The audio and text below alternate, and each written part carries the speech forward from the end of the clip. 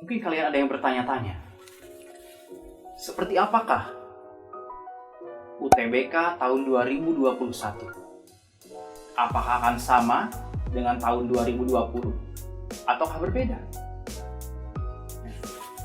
Sejak zaman dahulu sampai sekarang, ya mungkin tidak dahulu banget, ya mungkin tahun 20-an, sejak pertama kalinya ada perguruan tinggi yang ada di Indonesia ini, pada sejak awalnya berdiri, itu sudah banyak sekali metode-metode seleksi untuk menyeleksi mahasiswa-mahasiswa yang layak dan kompeten untuk menikmati pendidikan di suatu perguruan tinggi.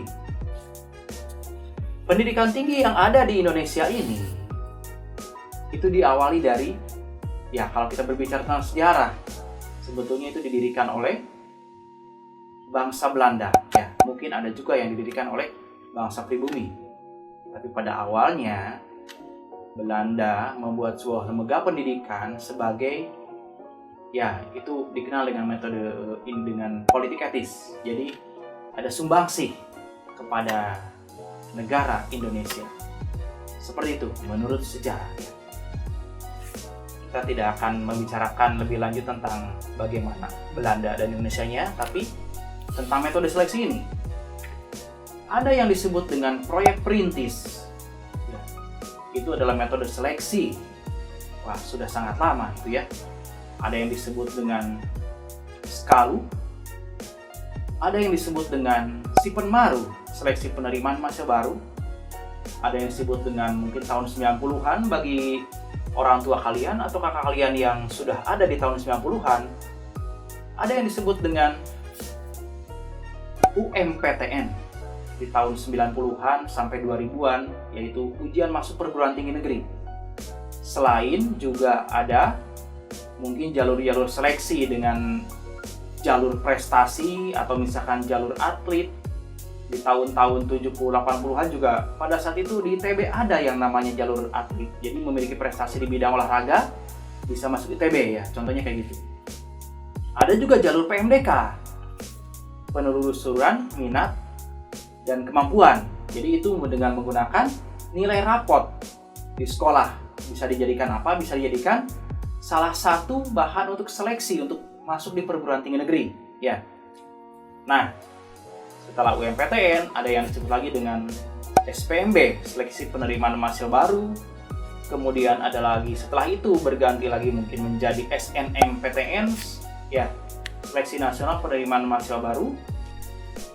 Lalu ada lagi, kalau sekarang namanya SBMPTN, seleksi bersama masuk perguruan tinggi negeri. Ya. Nah, metode tesnya itu disebutnya dengan UTBK. Dulu mungkin di zaman orang tua kalian ya, mungkin kalian yang sekarang berumur 15 sampai 20 tahun, orang tua kalian berumur misalnya 40 sampai mungkin 50 tahun yang pernah merasakan UMPTN. Pada saat itu metode penilaiannya itu adalah jika betul ya. Jadi semua jawaban betul, soal apapun itu diberi poin 4 dan jika salah diberi poin -1. Itu dulu. Ingat, itu dulu. SNMPTN itu sekarang dikenal sebagai jalur undangan. Tapi dulu SNMPTN itu selagi belum ada namanya SNMPTN ya. Maksudnya dulu SNMPTN sebetulnya itu adalah jalur melalui tes tertulis. Pada saat SNMPTN itu adalah jalur tes tertulis, jalur undangan itu masih ya sejenis PMDK ya. Dari tahun 2018 kemudian dikenalkan dengan apa yang disebut sebagai HOTS, Higher Order Thinking Skill. Jadi perguruan tinggi negeri itu mencari calon mahasiswa yang berpikirnya HOTS, High Order Thinking Skill ya. Bisa melakukan analisis, evaluasi dan berkreasi. Menciptakan ya. Kreatif, itu intinya kreativitas ya, atau misalkan create seperti itu ya. Jadi bukan lagi hafalan ya. Mungkin kalau kita berbicara hafalan itu kita berbicara tentang masa lalu. Mengapa? Ya yang bisa kita hafalkan adalah apa? Yang bisa kita hafalkan adalah hal yang terjadi, hal yang sudah terjadi.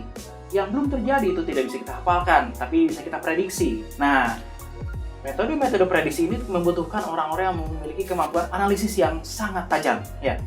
Nah, untuk itulah HOTS itu diciptakan, ya, diberlakukan.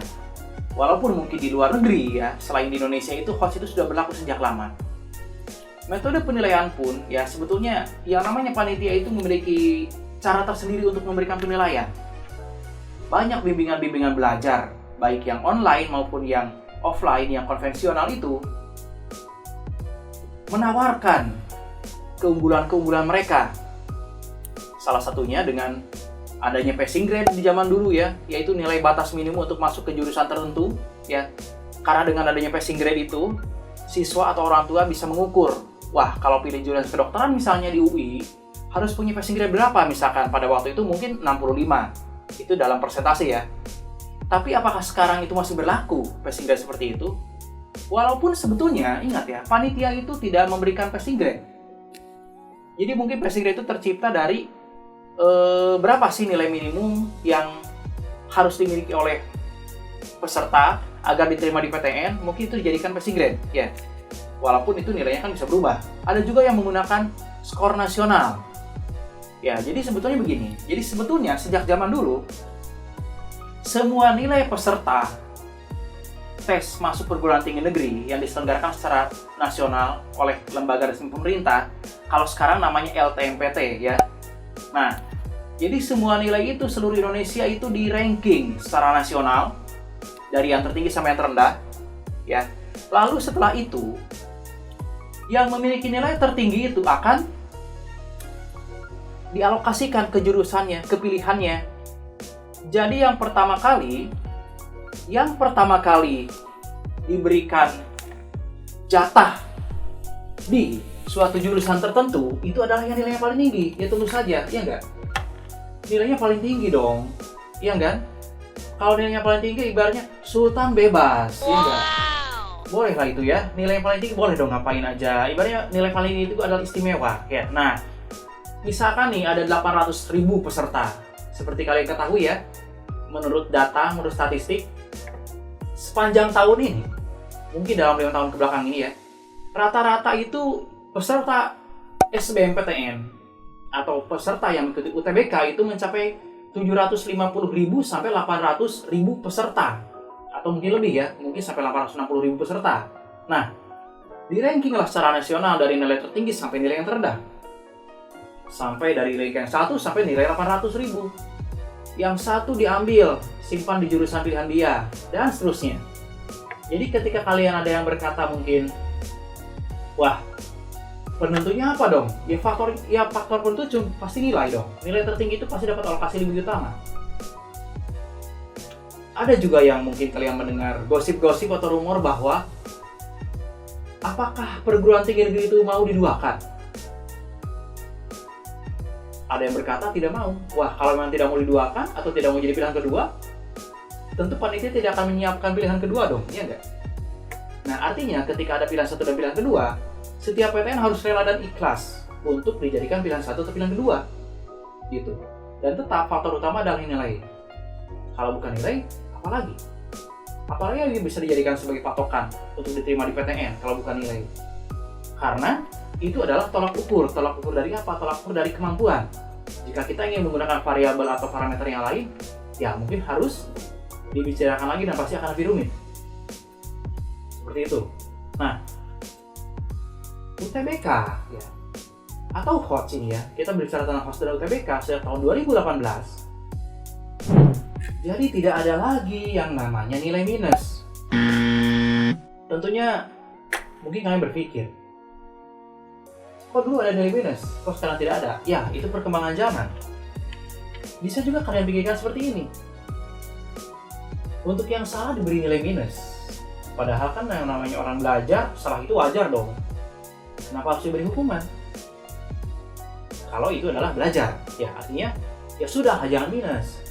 Mungkin yang dilakukan itu adalah ya kalau misalkan sekarang itu jika dia itu salah atau dia itu kosong, nilainya 0. Lalu bagaimana jika betul? Apakah jika menjawab betul dia akan dapat poin yang sama dengan yang lain yang nilainya betul juga, yang jawabannya betul juga? Belum tentu. Coba kalian pertimbangkan.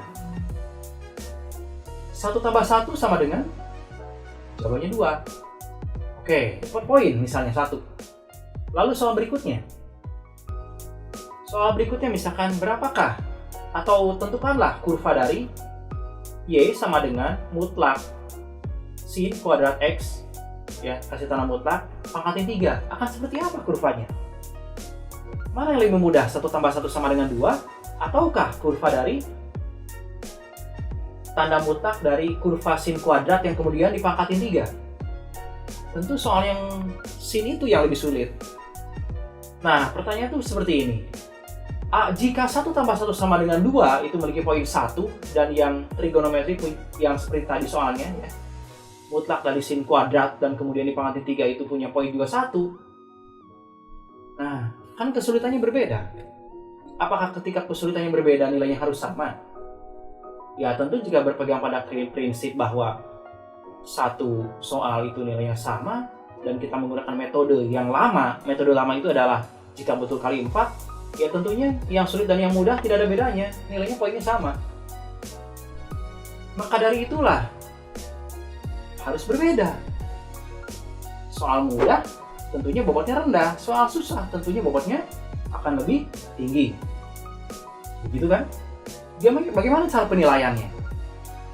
Jadi sebetulnya mudah-mudah saja ya, walaupun banyak orang berspekulasi tentang apakah item respon teori itu. Semakin banyak pesertanya semakin bagus. Dan akan semakin terlihat mana soal yang susah, mana soal yang mudah. Dan kesulitan pun itu bertingkat. Ya. Jadi ada yang sulit, sulit sekali, sangat-sangat sulit, dan seterusnya. Bukan cuma 3 sebetulnya levelnya. Jika ada 800.000 peserta, ya, mungkin ada soal yang dijawab oleh 800.000 orang, mungkin ada yang dijawab oleh 700.000 orang, mungkin ada yang dijawab oleh 600.000 orang, jadi bervariasi. Akan ada tingkatan bobot yang mungkin sangat banyak. Tapi nilainya ya maksimal 1 kan? Selama dia itu betul, ya maksimalnya 1, tapi dia tidak akan 0. Ya mungkin 0, 0,1, 0,2 dan seterusnya. Akan sangat banyak variasinya. Seperti itu kan? Yang jelas, soal yang mudah pasti akan dijawab oleh lebih banyak orang. Seperti itu kan? Soal yang sulit pasti akan dijawab oleh lebih sedikit orang, atau sedikit yang betul. Misalnya, dari 10 soal nomor 1, yang jawab cuma 1 orang. Berarti soal itu sulit dong, iya nggak? Soal nomor 2, yang jawab 2 orang. Sulit juga itu. Tapi tidak sulit yang pertama. Cuma ternyata di nomor 2, dua-duanya salah, tidak ada yang betul. Ternyata sulit juga kan? Soal nomor 3, yang jawabnya 7 orang. Wah, berarti kalau gitu lebih mudah dong. Banyak yang jawab. Tapi dari 7 orang itu, yang betulnya 5. Ya, tetap aja dia lebih mudah dibandingkan soal nomor 1 dan nomor 2. Jadi, apapun cara penilaiannya, seperti apapun metode penilaiannya, yang harus kalian lakukan adalah mempersiapkan diri. Dengan belajar, dengan mencatat, dan harus punya kebiasaan membaca. Baca dulu, simak dulu, pelajari. Semua yang ada di hadapan kalian, baik itu buku-buku atau segala sumber informasi, simak dulu, pelajari dulu, baca dulu, pahami dulu.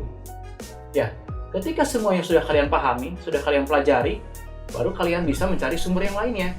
Ingat, yang harus kalian persiapkan adalah persiapkan diri kalian dengan ilmu pengetahuan yang mencukupi untuk ikut seleksi masuk perguruan tinggi negeri. Apapun metodenya, selama kalian siap, selama kalian bisa, pasti kalian bisa menjadi pemenang. Sampai ketemu.